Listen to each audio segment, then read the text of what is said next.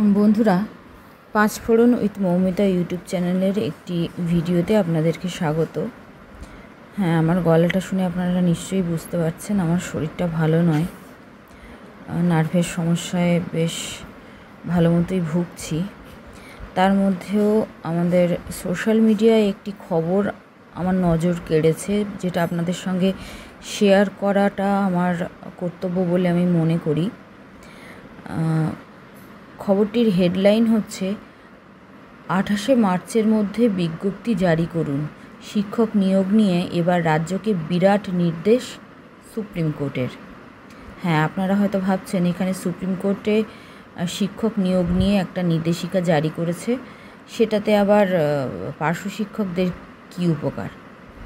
কী উপকার আছে কি আদৌ কি নেই, সেই বিষয়ে বিস্তারিত জানার জন্য আমরা খবরের ভেতরে ঢুকি। আগে খবরের ভেতরে যেটা বলা হচ্ছে সেটা হচ্ছে, এদিন প্রশিক্ষণপ্রাপ্ত শিক্ষকদের পক্ষ থেকে আইনজীবীরা আদালতে দাবি করেন, কেন্দ্রের নির্দেশিকা থাকা সত্ত্বেও রাজ্য সরকারের বিশেষভাবে প্রশিক্ষণপ্রাপ্ত শিক্ষক নিয়োগে অনীহা।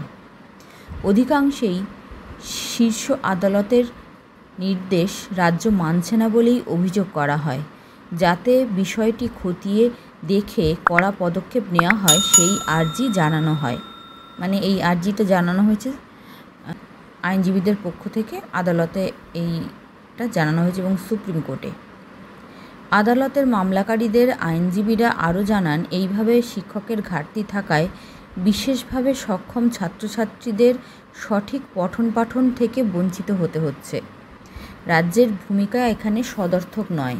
এরপরই সুপ্রিম কোর্টের নির্দেশ, আগামী 28শে মার্চের মধ্যে প্রতিটি রাজ্যকে বিজ্ঞপ্তি জারি করে জানাতে হবে যে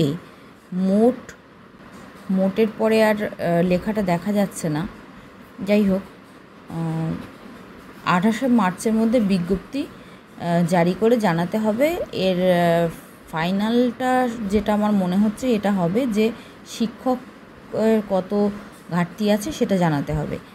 সেই সঙ্গে যারা বর্তমানে সমগ্র শিক্ষা মিশনে কর্মরত অস্থায়ী শিক্ষক হিসেবে নিযুক্ত রয়েছেন তাদের একটি বিশেষ কমিটি গঠন করে স্থায়ীকরণ করার নির্দেশ দিয়েছে সুপ্রিম কোর্ট।